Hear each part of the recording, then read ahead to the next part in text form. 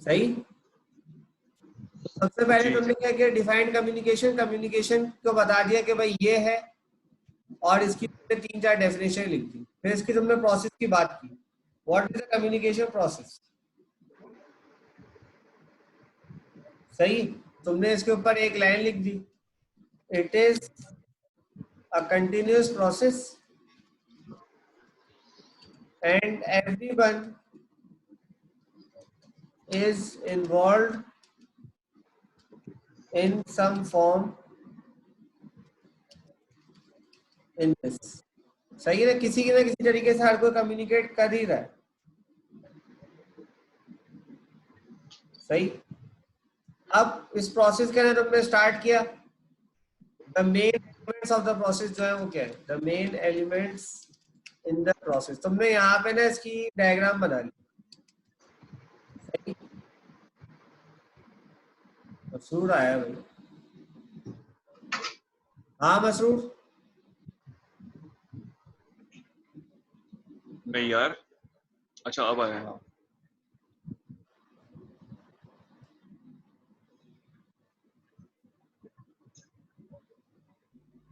ठीक चल रहा है भाई मसरूर?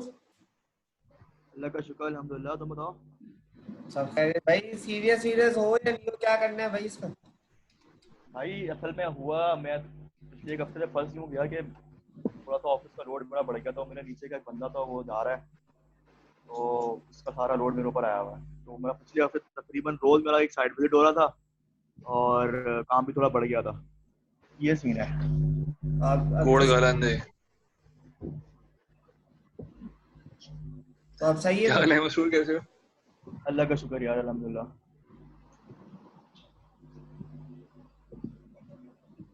देख ले भाई, ये फीस वीस लेके फिर बुक कर ले हम। अच्छा फिर ये फिर हम करें काम। क्या कह रहे हैं? मैंने कहा फीस वीस लेके फिर वो बच्चा बुक करने वाली कहानी करें तुम्हारे साथ। सही बात है, सही बात है। यही हाल है मशरूर, यही डिस्कस हो रहा था नूर से ना कि ऐसे ही करना पड़ेगा कि भाई के फिर पूछ लें कि अगर सीरियस हैं, अगर ये वाली अटेम्प्ट्स देनी है तो फिर हाँ फीस लेके लॉक कर लें ताकि फिर फोकस हाँ, से पढ़ें। मशरूर सही सही, नहीं मैं बात। इसलिए बता रहा हूँ कि थोड़ा थोड़ा सा सोच ले तू भी, कि मतलब इसलिए कह रहा हूँ कि फिर अगर स्टडी करनी है ना तो फिर ग्रुप स्टडी करके सही से पढ़ के अटेम्प्ट देते हैं, वरना अगर नहीं है तो कोई मसला नहीं है। दानिश भी शायद कह रहे थे कि शायद वो शायद अगला वाला फिर दे, तो फिर अगले वर्ष रिलैक्स मतलब रहो। 2022 का? हाँ जो अगला वाला होगा। फरवरी वाला या उसके अगले मतलब 2022 वाला? 2022 वाले की बात उससे खैर पूछ लेना, उससे जब बात होगी। पर मैं वही कहना चाह रहा था कि भाई जो भी है डिसाइड कर लो ताकि उसके सही है। हिसाब से चलें। मेरा तो अपना थोड़ा सा ये हो रहा था कि भाई एनर्जी मार के किस तरह से, अभी कम टाइम है, 6 महीने वाला टारगेट ज्यादा आसान है, इसको पहले अचीव करने की कोशिश कर लें, वो अगले साल की अगले साल देखेंगे। अगला इतनी साल दूर तो का फिर सोच के अगला मेरे साल लिए हो जाता है, मुश्किल हो जाता है अगला है साल। ना। नूर भाई मतलब वही वाली बात है कि अगले टाइम की तो बात तब की तब देखते हैं यार कि कब क्या होगा। हाँ। हो सकता है सोच बदल गई, हो सकता है वक्त बदल गया हो, कुछ और हो, सिचुएशन डिफरेंट हो।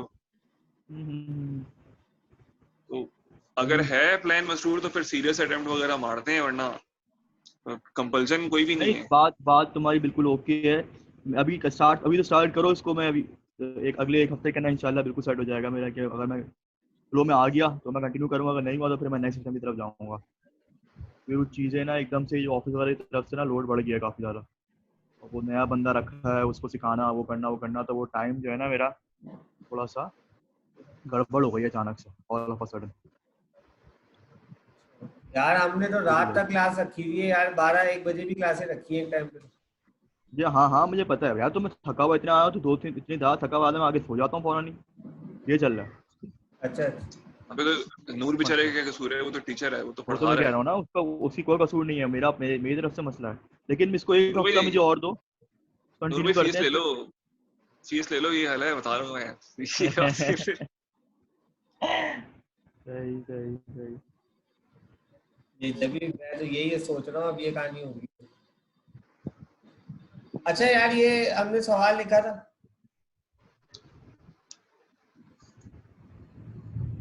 सही है? सही है। सवाल क्या था? Define communication, it's process and various social and psychological hurdles in communication. सही है? सवाल तो समझ आता है ना, सही नहीं?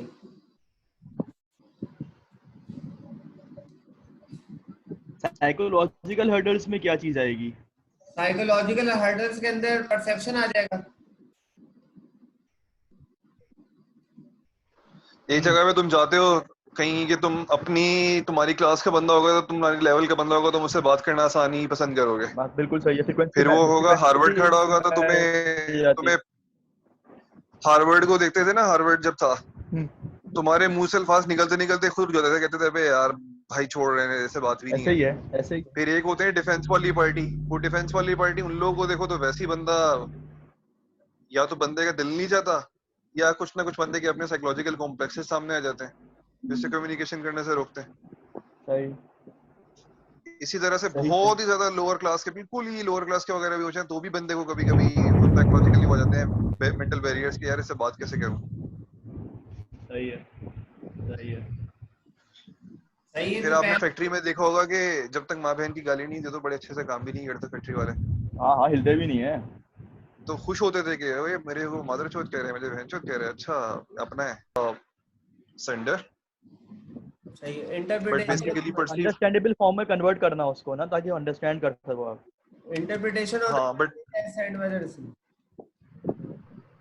बिल्कुल, बट इस टाइम परसेप्शन रिसीवर की चलेगी, क्योंकि वो तो वो एक्सपेक्ट कर रहा था ना कि वो उसे ऐसे रिसीव करे, बट इस साइड पे परसेप्शन डिकोडर की अपनी होगी, जो रिसीवर होगा। सही, अकॉर्डिंग टू द रिसीवर ना।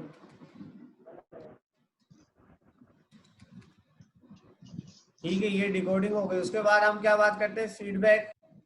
तो उसके बाद हम क्या करते हो कि इन सब प्रोसेस के बाद जो है वो क्या होता है, रिसीवर जो है वो फीडबैक देता है सेंडर को और the message which he has received.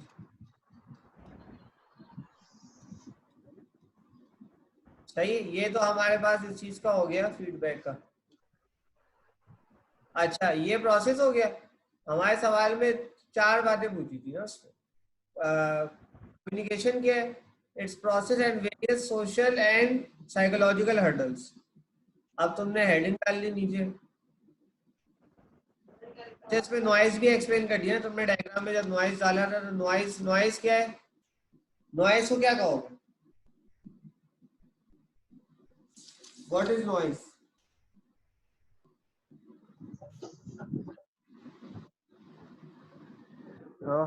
Noise is the uncontrolled external interruption जो आ रही होती है बीच के अंदर यार। external disruption or external interference to the communication process. एक तो नॉइज जो है वो हम कहेंगे फिजिकल हर्डल के फॉर्म में भी हो सकती है, जैसे फोन कॉल में डिस्ट्रप्शन होती है। सही, सही है।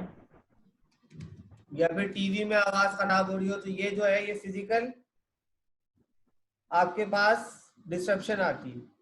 सही है। It can be on both ways, दोनों तरफ हो सकती है। सेंटर की तरफ से भी नॉइज आ सकती है, उसने जो भेजा उसके आगे नॉइज आ गई मैसेज में, और रिसीवर के सुनने से पहले यहाँ पे नॉइज आ सकती है। सही है ना? बिल्कुल सही है। ठीक है, अब हम बात करते हैं कौन से, अब बैरियर्स की बात करते हैं ना। कौन कौन से बैरियर्स है? Social and psychological barriers.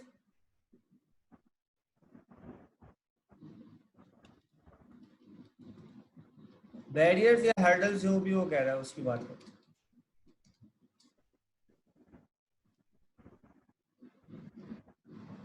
यार फिजिकल बैरियर नहीं होता कोई, अगर सिस्टम की प्रॉब्लम की वजह से कोई आ रहा है, कोई टेक्नोलॉजिकल इशू आ रहा है?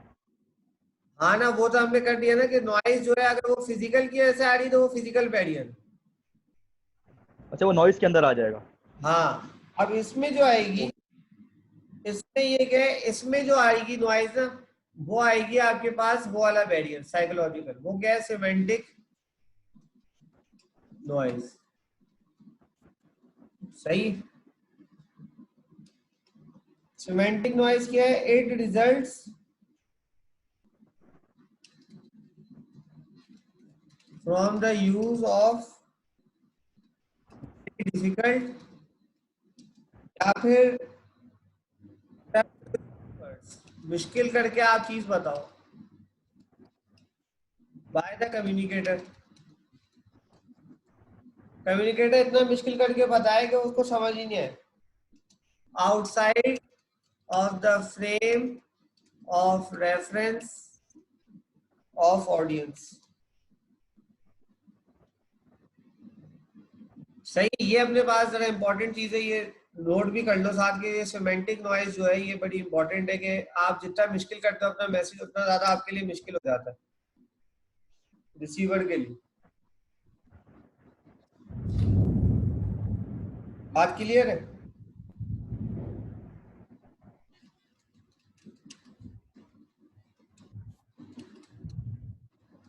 क्लियर है ये बात? बिल्कुल सही है, मतलब आपकी ऊपर से जा रही है बात जिसको आप बोलते हैं ना। हाँ जी नूर भाई क्लियर है। सही है। और इसको कम किस तरह से किया जाता है, जैसे हम लोग एक्सप्लेन करते थे, जैसे तुम लोग मुझे कोई अगर इंजीनियरिंग की बात बता रहे होगे तुम उसको साथ में एक्सप्लेन करते जाओगे कि भाई सर इसका मतलब ये, इसका मतलब ये, सही तो है। वो बात फिर क्लियर हो जाएगी। दूसरा मैं कहता हूँ, दूसरा क्या चीज आती है, दूसरा हम लोग कहते हैं फील्ड ऑफ एक्सपीरियंस। जाहिर है तुम्हारा कोई फील्ड ऑफ एक्सपीरियंस है तो वो उसके अंदर तुम जो है वो बहुत ज्यादा टेक्निकल टर्म्स में चले जाओगे ना। सही है। So when the field of experience is not common to both the sender and receiver. सही। और इसमें तुम एक एग्जांपल कोड कर दोगे सीधी सीधी। फिर हम लोग एक बात करते हैं जो कि शायद बुक्स में ना मिले, वो है कॉग्निटिव डिसोनेंस।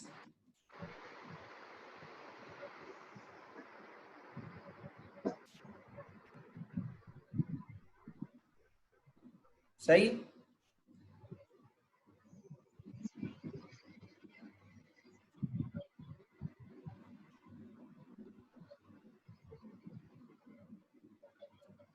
कॉग्निटिव डिसोनेंस क्या चीज है?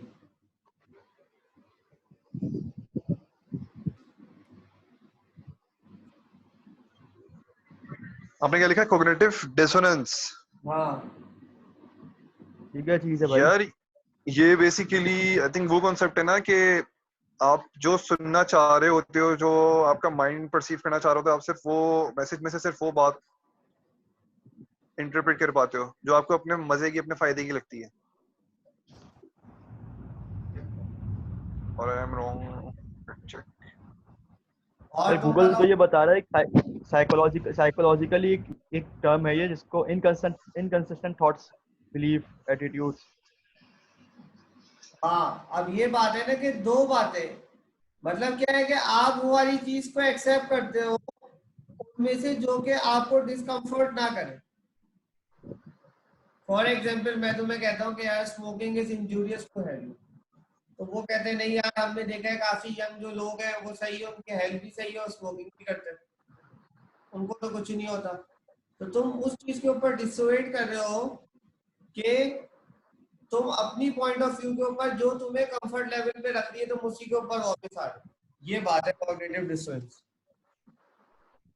सही है ना? So it basically involves conflicting attitudes, beliefs or behaviors. So this basically what produces a feeling of mental discomfort leading to alteration,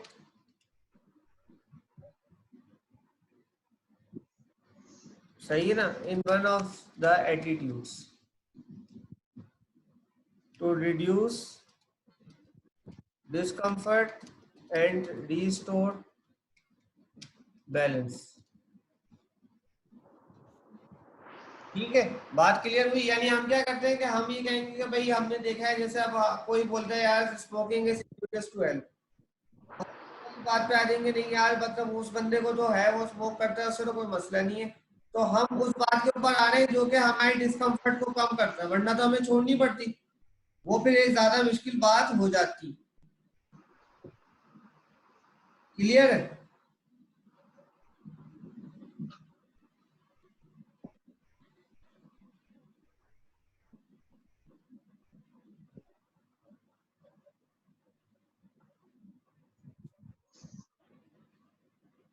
बात क्लियर है दानियल? जी नूर भाई बिल्कुल क्लियर है।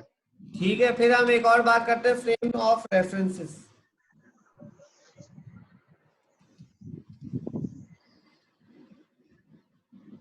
ये इस तरीके से जब आंसर लिखोगे ना तो एग्जामिनर को मतलब ये पता चलेगा कि आप जो बात लिख रहे हो उस पर वजन है। फ्रेम ऑफ रेफरेंसेस कह लो या फिर इसके आगे परसेप्शन भी लिख सकते हो।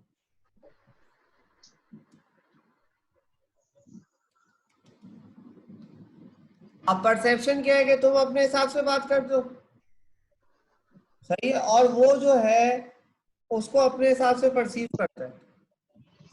Every receiver has its own perception about a message which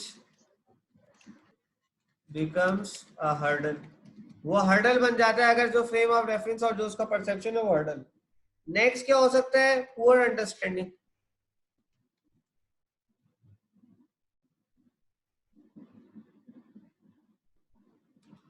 सही है। अब ये देखो कि ये मैं एक चीज इसलिए करके दिखा रहा हूँ तुम लोगों को कि यार ये चीज तुम्हें क्लियर हो जाए। अब देखो हर जो जवाब होगा उसमें इतनी सारी हेडिंग्स आएंगी नहीं, ये बात क्लियर है। इसमें तो काफी हेडिंग्स है, तुम्हें काफी मतलब एक इसको डिवाइड करने में आसानी है। अब जैसे 20 मार्क्स है तो तुम कहते हो कि भाई 20 मार्क्स को किस तरीके से डिवाइड किया होगा एग्जामिनर ने, तो तुमने कहा कि 4 या 5 नंबर की डेफिनेशन हो गई या 4 नंबर की डेफिनेशन हो गई, प्रोसेस के ऊपर थोड़ा डिटेल था, 6 नंबर का प्रोसेस हो गया, 10 नंबर का ये हो गया, सोशल एंड साइकोलॉजिकल हर्डल्स हो गए। ठीक है, बात क्लियर हुई है? उस तरीके से हम इसको लेके चल रहे हैं। इसके अंदर काफी सारी चीजें, तुम इसके अंदर मार्क्स आसानी से डिवाइड कर सकते हो, लेकिन कुछ ऐसे सवाल रहेंगे जिसके अंदर इतनी सारी डिटेल्स नहीं होंगी। सही। सही। पुअर अच्छा एक्सप्रेशन, पुअर 20 नंबर का अंडरस्टैंडिंग हो सवाल गया। आता है तो उसमें हाँ हाँ, कितने पेजेस एटलीस्ट हमें लिखने चाहिए? 4 साइडें लिखनी चाहिए। 4 साइडें, ओके ओके ठीक है। सही है, एक्सप्रेशन हो गया। और फिर आ गया चेंज इन कस्टम्स और ट्रेडिशन। अगर कस्टम्स और ट्रेडिशंस में चेंज आ गया तो फिर उसके ऊपर आ जाएगा।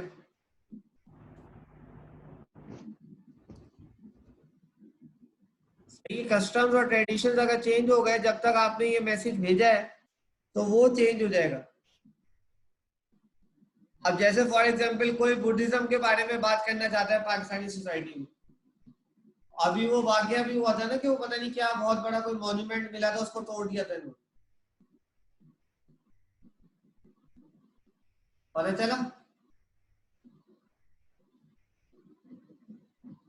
कौन सा वाक्य नूर भाई? कोई मॉन्यूमेंट वगैरह मिला था, कोई खोद रहे थे किसी गांव के अंदर, तो वो उसको बोला कि ये तो हाँ हाँ हाँ हाँ, बिल्कुल बिल्कुल बिल्कुल। वहां आगे वो लोकल मौलवी ने बोल दिया कि ये तो वो है, इसको तोड़ दो। वो पूरी हाँ, हिस्टोरिकल एक चीज थी, उसको तोड़ दिया, मैंने पढ़ी थी न्यूज में। तो वही बात है कि बस आपका चेंज है वो ऐसा। परसों के एडिटोरियल में आया था नूर भाई, परसों के एडिटोरियल में आया था। हाँ, एडिटोरियल में भी आया है, शुक्र है भाई पढ़ लिया किसी ने। यार नूर भाई थोड़ा बहुत जितना कर सकते हो उतना कर रहे हैं यार, ऐसी बात नहीं है। अच्छी बात है, अच्छी बात है। ठीक है, अब इस तरीके से तुम अपना करते जाओगे कि एग्जाम्पल छोटी मोटी दे दी, ये 4 साइडों पे आसानी से आ जाएगा तुम्हारा। सही है। सही, ये आराम से तुम्हारा 4 साइडों के ऊपर आ जाएगा। पूरा अंडरस्टैंडिंग को तुम बता दोगे कि भाई उसका अंडरस्टैंडिंग जो है वो पूरा है, वो बात समय एक्सप्रेशन जो तुम्हारा था वो सही नहीं था, तुमने सही से फेशियल एक्सप्रेशन जो थे वो सूट नहीं कर रहे थे। तुम ये कह सकते हो बॉडी लैंग्वेज जो थी वो डिफरेंट थी, या बॉडी लैंग्वेज और नॉन वर्बल सिग्नल जो थे, नॉन वर्बल जो कम्युनिकेशन थी was not in accordance with verbal communication या विद वर्बल मैसेज, तो फिर उससे मसला आ रहा था। उसको बात समझे। अक्सर होता है ना कि हम बात कुछ और कर रहे होते हैं, हमारे एक्सप्रेशन कुछ और जा रहे होते हैं।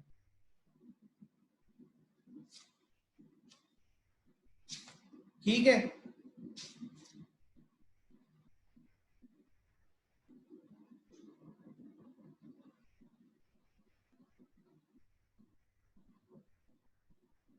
क्लियर हो गई ये बात। अच्छा, हम दूसरा सवाल जो मैं दिया था वो दिया था right a note and on uses and gratification theory of communication.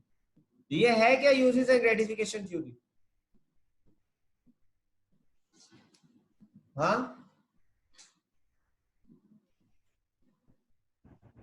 Theory of communication क्या कह रहे हैं, क्या पूछा नूर भाई? मैं कह रहा हूँ ये यूजेस एंड ग्रेटिफिकेशन थ्योरी क्या है, ये हमने डिस्कस किया था। हाँ दानियल, क्या है ये? मैं नहीं था ना उसमें।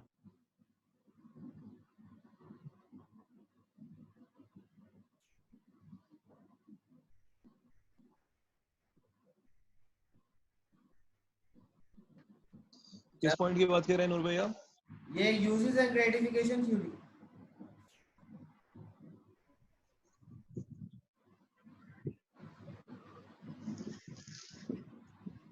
यार ये बिल्कुल पढ़ा था, उस दिन आपने बताया भी था।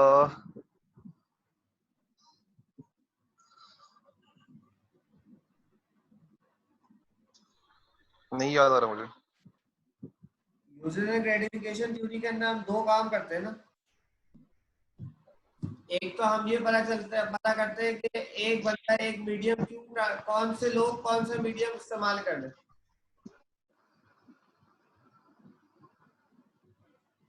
बिल्कुल, ये देखते हैं कि लोग अगर डिजिटल मीडिया है, मल्टीपल मीडियम्स है, तो किस मीडियम के थ्रू क्या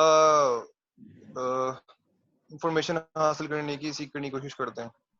हाँ, फिर और दूसरा हम क्या करते थे?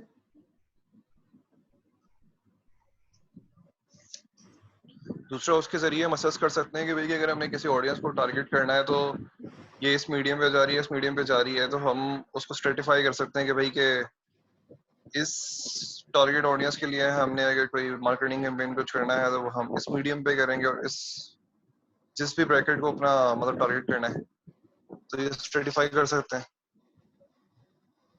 सही है। तो सबसे पहले यूजेस एंड ग्रेटिफिकेशन के अंदर क्या करना है, इसकी पहले आपको अप्रोच, यहाँ पे आपने इसकी जो थी यूजेस, इसकी हेडिंग डालोगे uses and gratification theory approach. Theory कर लो या अप्रोच कर लो, जो भी सही है। फिर इसको तुमने एक्सप्लेन कर दिया, इसकी एक्सप्लेनेशन क्या है?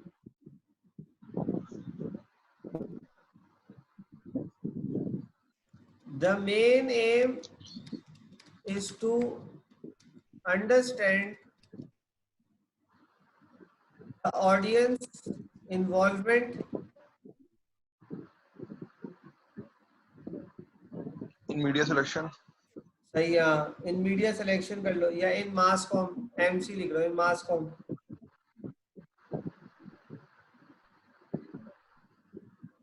सही है। It is derived from the assumption that every individual has a basic need for social interaction.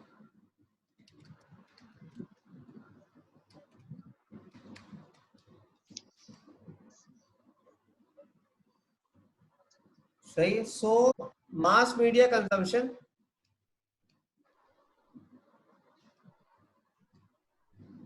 will gratify his need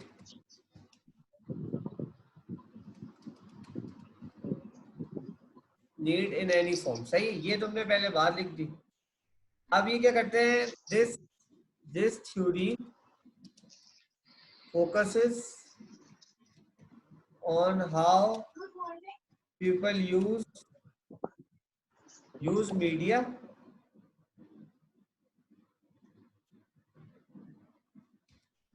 products to meet their needs and interests। सही है। ये तो पहला काम क्या करता है कि मीडिया प्रोडक्ट्स किस तरीके से उनकी नीड्स और इंटरेस्ट के साथ डील करता है, पहला ये हो गया। और दूसरा काम क्या करता है, it asks questions and answers that why people use social media. दो बातें, ये क्वेश्चंस पूछता है कि भाई लोग वाकई में असल में क्यों इस्तेमाल करते हैं सोशल मीडिया। सही है, अब बताओ इसको, मैं इसलिए ये वाला सवाल भी करवा रहा हूँ क्योंकि ये 20 नंबर का है, अब इसके ऊपर कितना डेटा लिखोगे, इसमें ये दो बातें, इसको किस तरीके से एलैबोरेट किया जाए।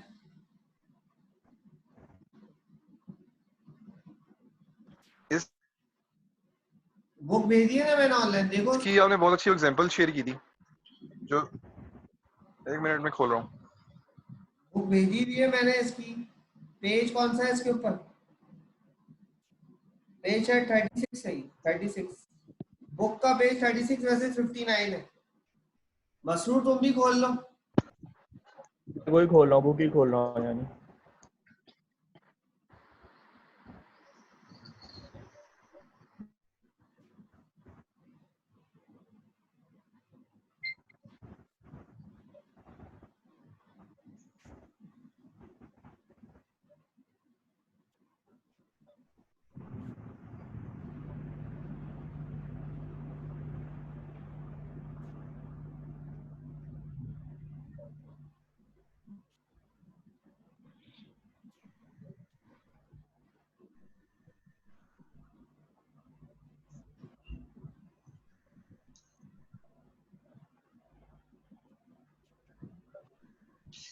नूर भाई, इसमें जो आपने एग्जांपल आई थिंक टच की थी वो, can media encourage learning skills in children, हाँ, और दूसरा था which individuals learn about national and world affairs from the mass media. यार बल्कि ये 1 मिनट, ये आपका तीसरा सवाल कौन सा था, ये उसका तो नहीं था?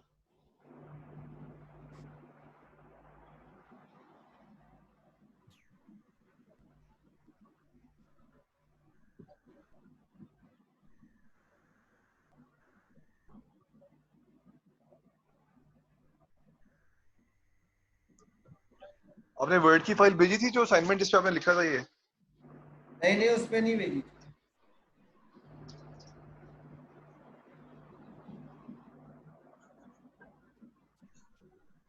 हाँ, आपने नहीं भेजी थी।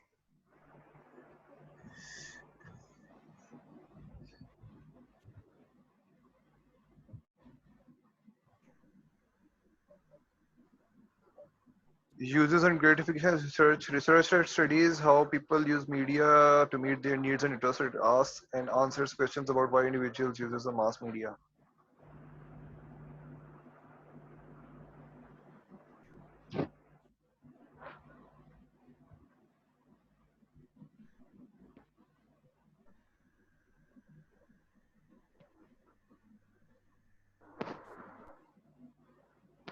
अभी क्या पूछा है आपने नूर भाई, मैं फिर मिस कर गया हूँ।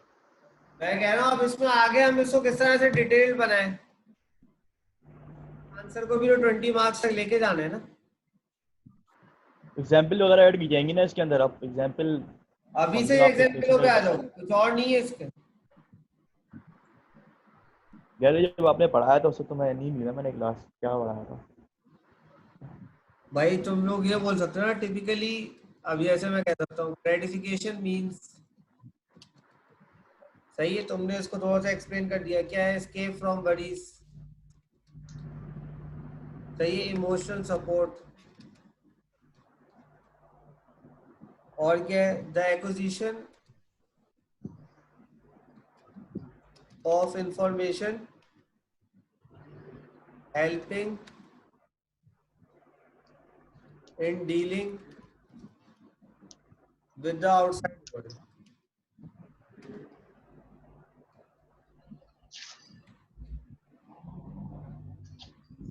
सही, so according to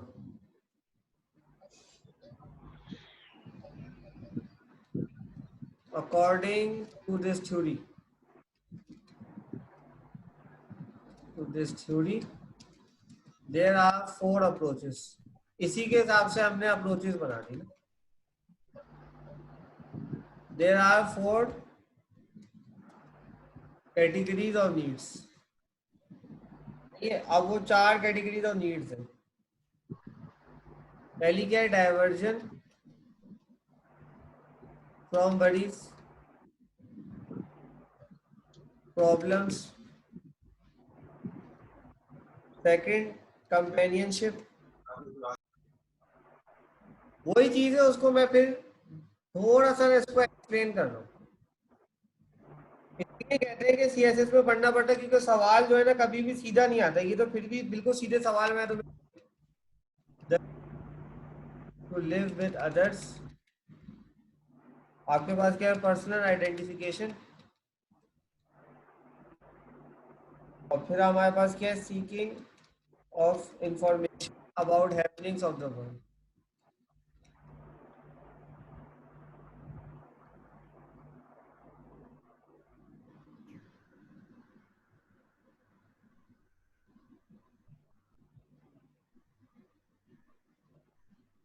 सही, तो अब क्या कर रहे हो तुम, यही कर रहे हो ना, अब इसको आगे ले चलोगे। Keeping these social needs in view,